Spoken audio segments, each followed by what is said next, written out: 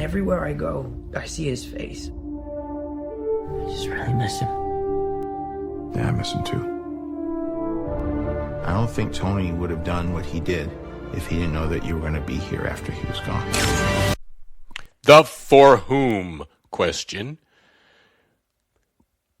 We're not going to answer specifically right now, but we need some terminology. So economists say that capital earns interest. Why do we say that? Well, there's a opportunity cost. What's the opportunity cost? If I go out and I buy a machine to go into my business, I take money and I go buy that machine. I had another choice with that money.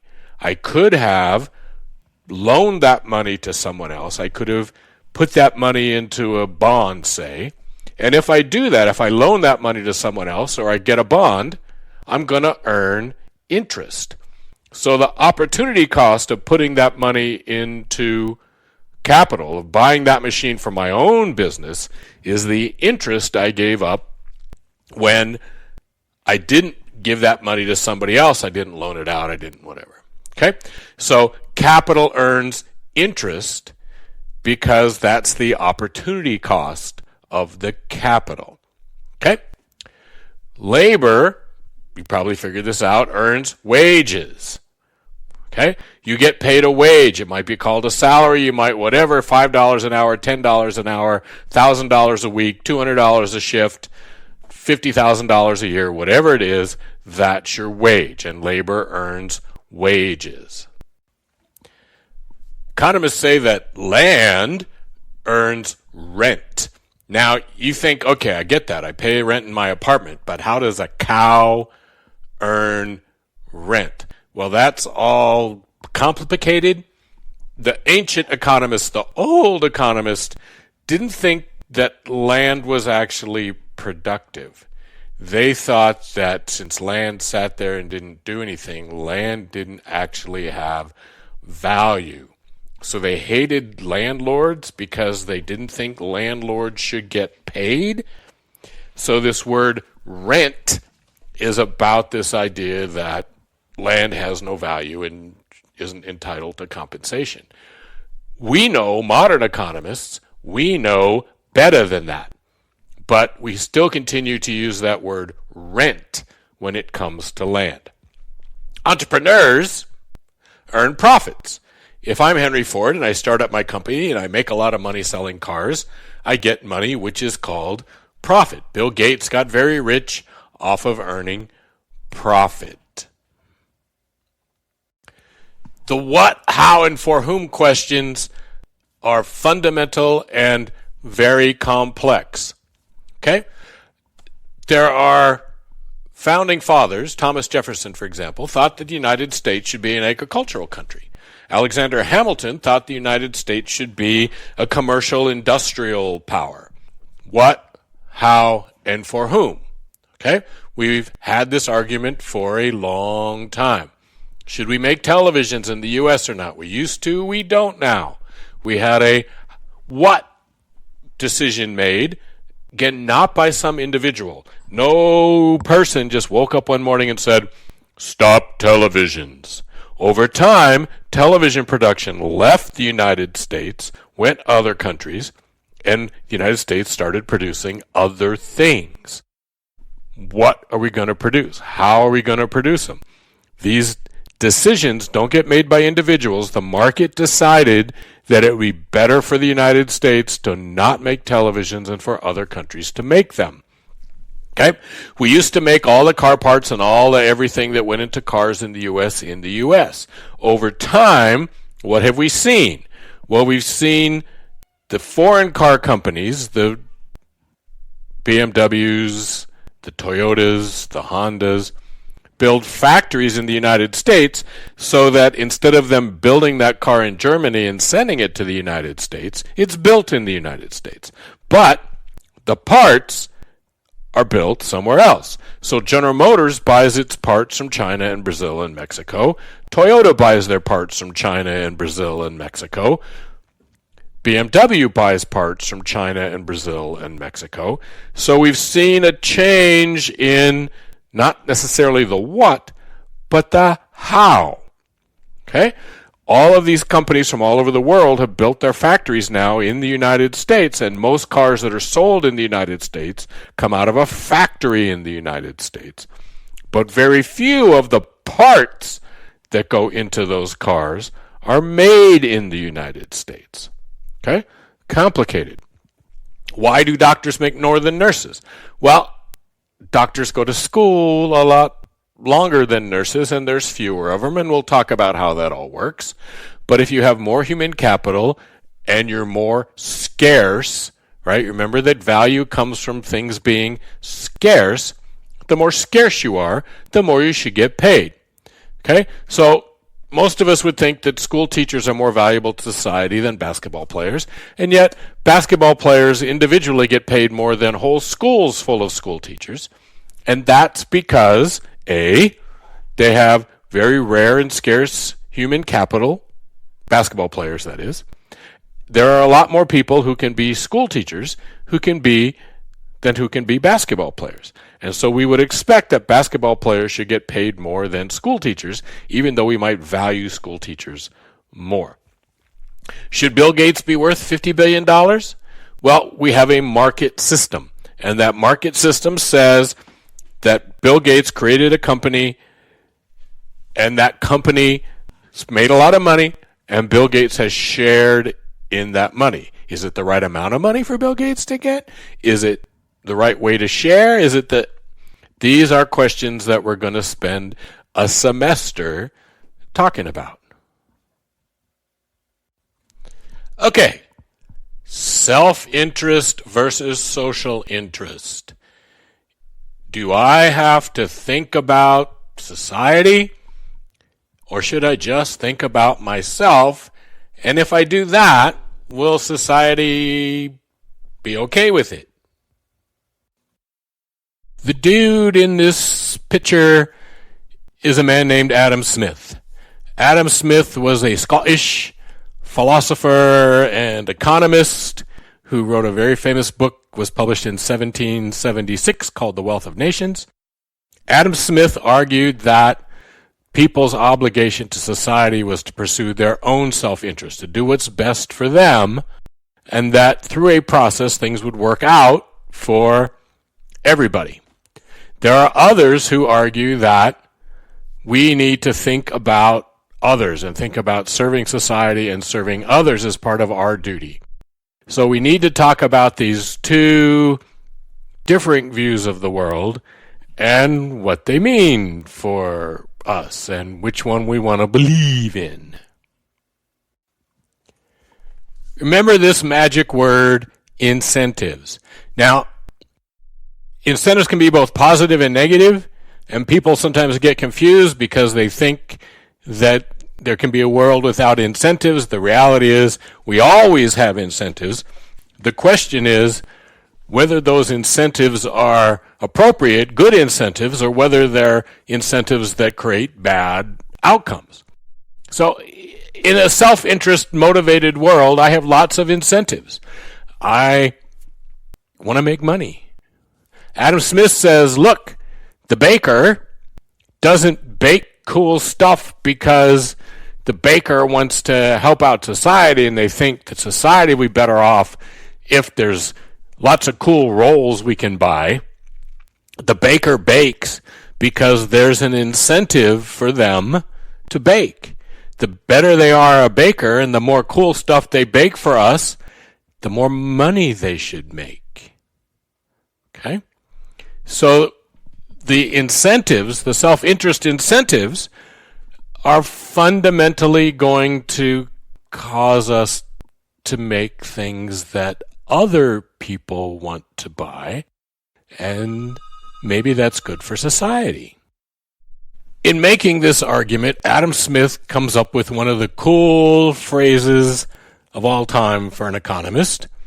What he says is that if you as an individual pursue your own self-interest, you will be led as if by an invisible hand to pursue societal interest at the same time.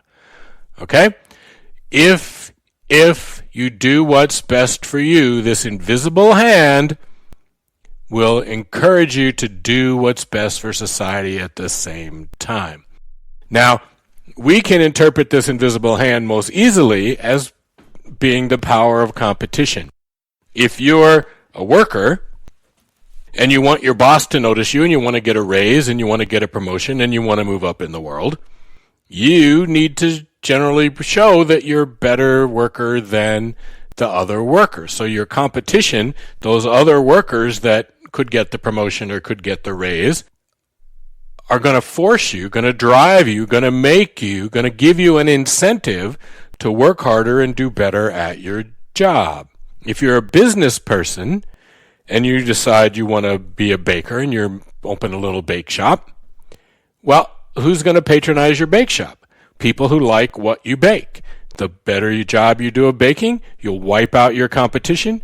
In you come. This invisible hand leads you to doing better as long as what? As long as there's competition.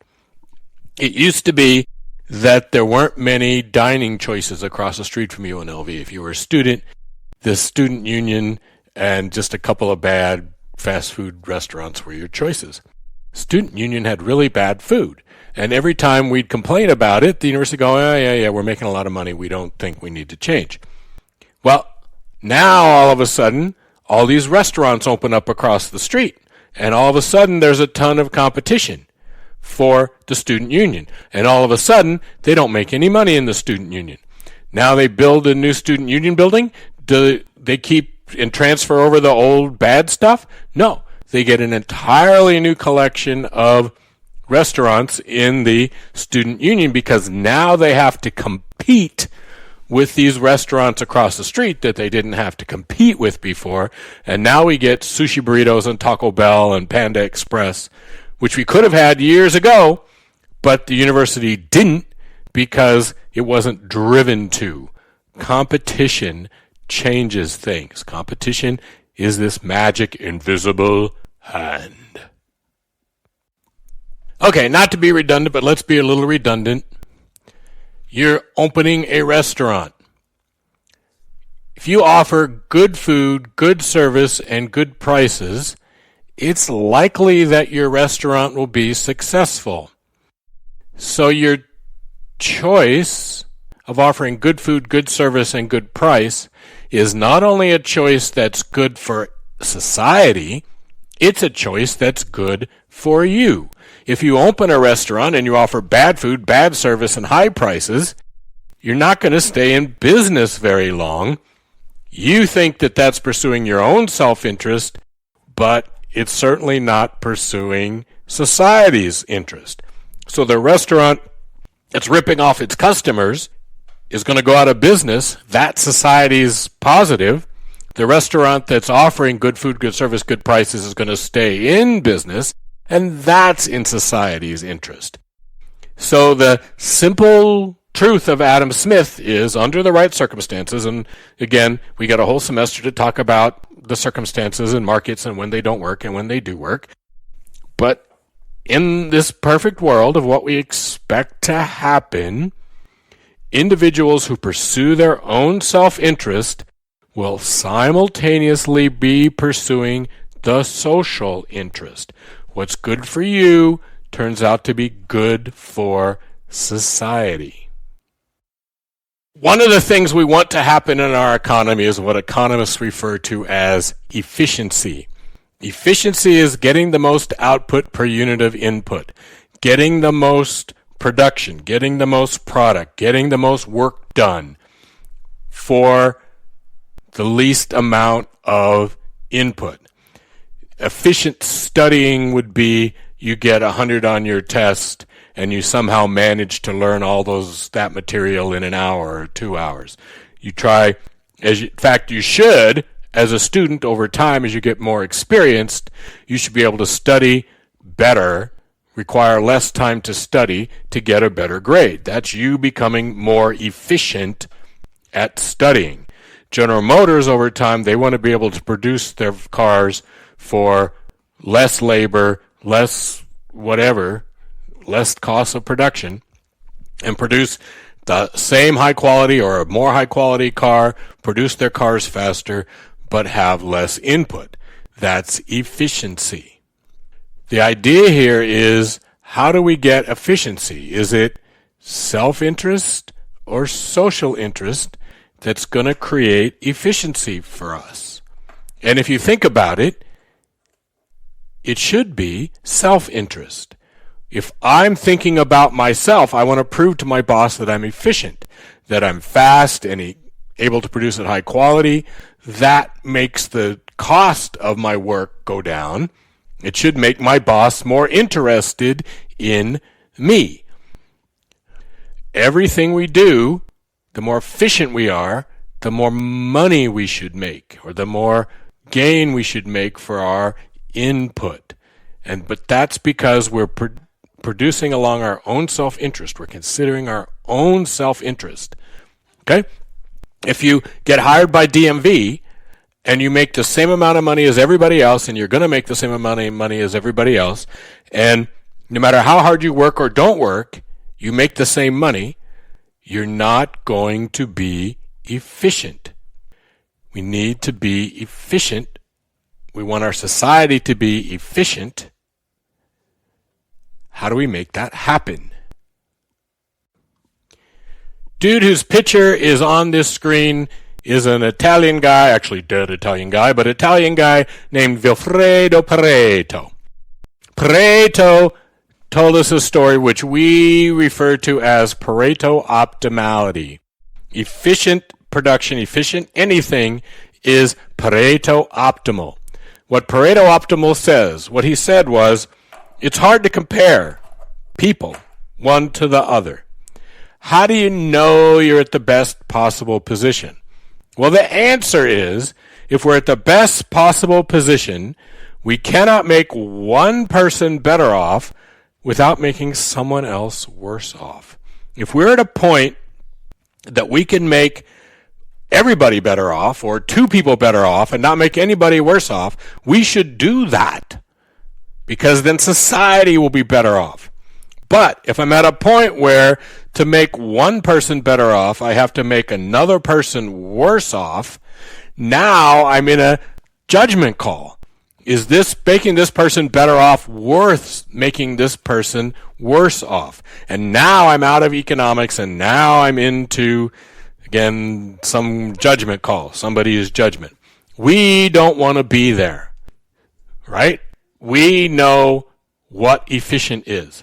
Efficient is, I can't make one person better off without making someone worse off. Now I'm there, right? I'm at this efficient point. There's no economic reason to change. There might be a political or social reason, but there's no economic reason to change.